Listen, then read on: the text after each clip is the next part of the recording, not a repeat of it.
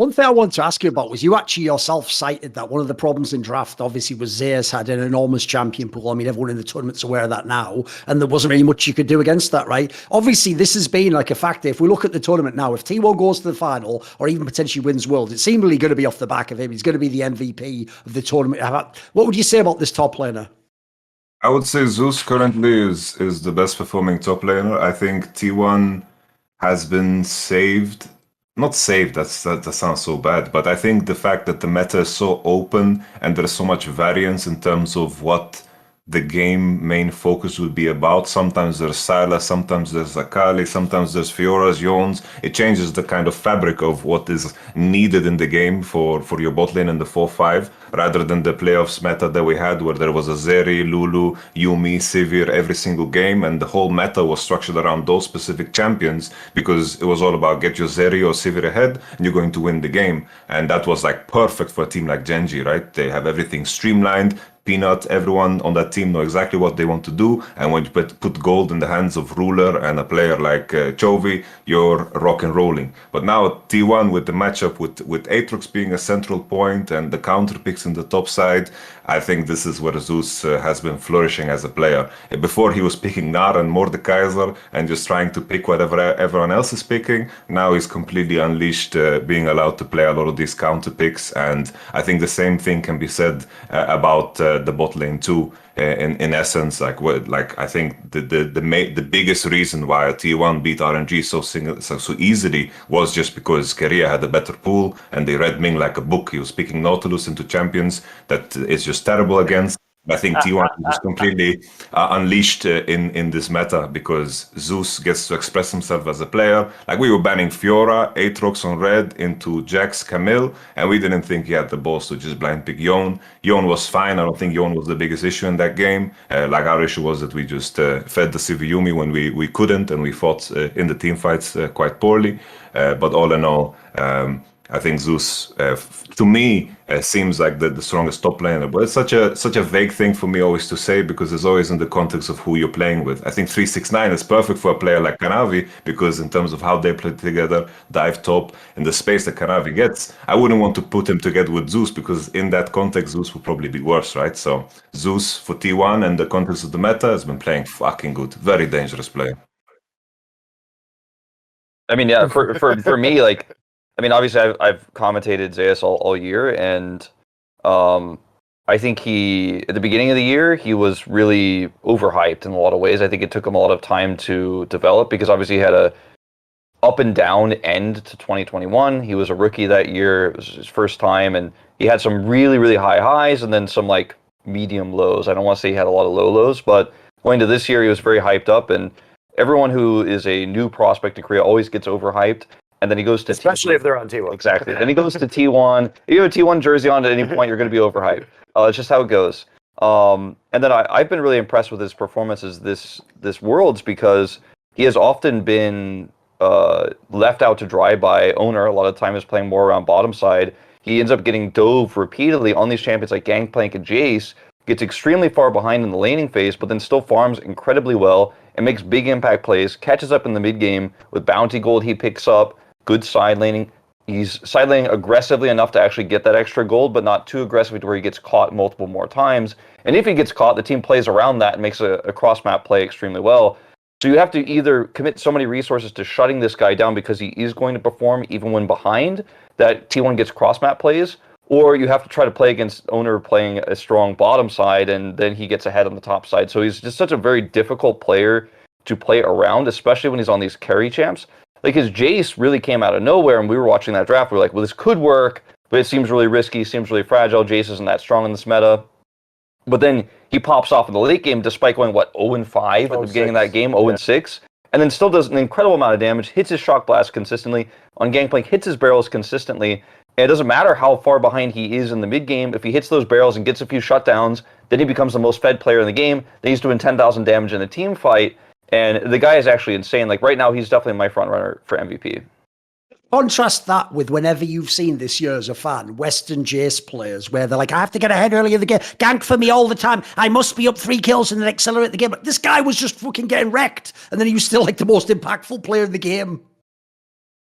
Yeah, I mean, it's outrageous. And, if you look at Zeus's performance in summer, we talked about, we speculated that T1 would be better within this meta because when Yamato's, when you have to play around the bot side and the whole game is like functioning around like Zeri, Yuumi, Sivir, basically, and you have to prop up the bottom side. So not only was Gumayushi kind of bad at these champions because T1 as a team functions around picking aggressive bot lanes that win the 2v2 naturally, and then having either owner or faker or both of them roaming into side lanes in order to get their side lanes ahead.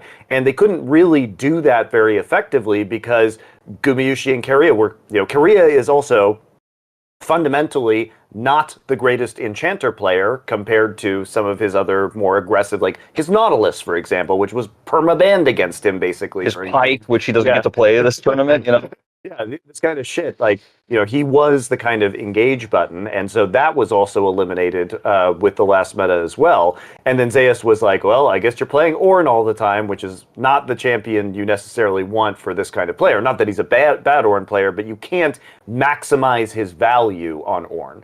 And also, I think there is truth to the fact that the Korean teams didn't do the same things that the LPL teams were doing on the same patches. Like, perhaps T1 could have played more Fiora like the LPL was doing. Perhaps, they could have played more Kayle or something like that that we were seeing in other regions and other metas, but they were kind of in Korea meta prison, basically, self-inflicted, right? But I think when we look at now this World Championship and how open the meta is in general outside of mid lane, which is the champion pool is relatively small there right now, but every other position feels like there's a variety of different viable playstyles, which in turn has made this world's meta like super fucking great. I mean, just the number of champions we've seen, the number of different playstyles we've seen. And finally, I think the other thing that needs to be mentioned is that we've said this on the show before, but T1 has a very different style than any other team in this tournament, where they use the Sivir to make picks with Sivir speed, not necessarily to fight, front to back 5v5s. They're basically playing a lot of pick compositions, which was their specialty in spring when they won LCK. And they have a really high core competency at running these styles of compositions, and they're world class at it. They're really good at dive. So if you're committing resources to killing Zeus, they're going to dive your bottom lane. Owner loves playing around bottom lane, loves playing champions he can dive on. I think Owner is so mechanically good at setting up these dives that if he has a straight up, like, this is your plan, this is how we're playing this game, he does incredibly well. I personally don't think he's the smartest jungler we have in the LCK by any means. I think Peanut is way ahead of him in that regard. I think Kanavi is definitely a smarter pathing jungler, which could create problems for T1 in that best of 5 coming up.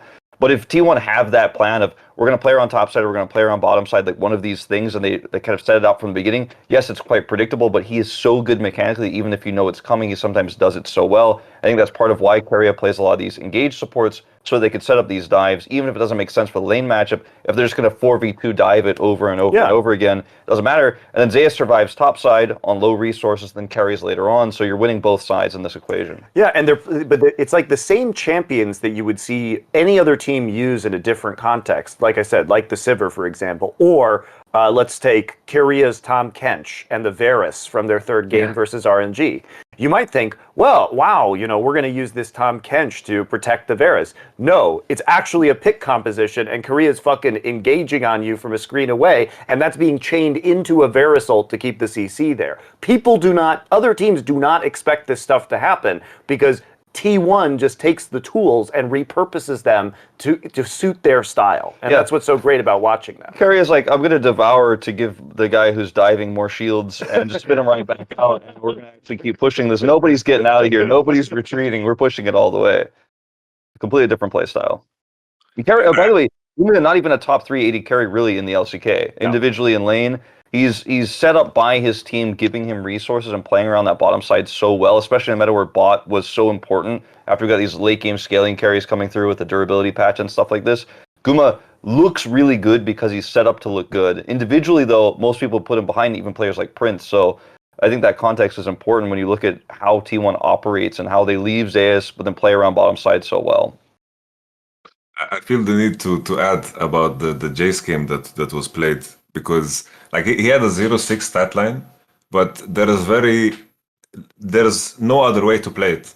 The thing is, the moment you die with Jace on the timing gank, on the level 3, on the cannon wave, like that's probably one of the biggest reasons you don't want to play Jaces, because most jungle clears right now is going to be Red, Raptors, Gromp, and be level 3 before you hit the cannon wave, and this is where you need to squeeze an advantage against the Doran Shield. Fiora, if you don't press your advantage there and stack a wave, and you let the Fiora stack a wave into you, you might as well just never play Jace, and this is like the biggest issue that you face. The moment he dies there and he burns Flash, he is meant to die whenever Sejuani wants to kill him, because any bush she can trap, he will never be able to find valid information through topside ever again, because 2v2 is always going to be weaker. And every time Sejuani, Azult, and Fiora decide to want to kill him, they can kill him. So he has to make or a dive him, either way. And they can dive him, they can kill him in the middle of the lane, in front of the lane. At any point within the lane, he can just die if they want to kill him. He needs to outplay or wait for his team to give him information through bottom side. So he's just meant to die. Or he can be 100 CS and stay on his tier 2,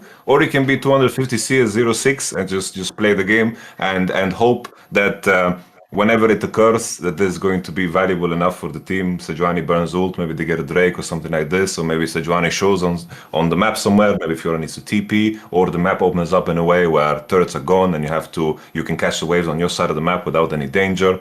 Him going 0-6 after going 0-1 in that moment is just written in stone. He just has to play like that.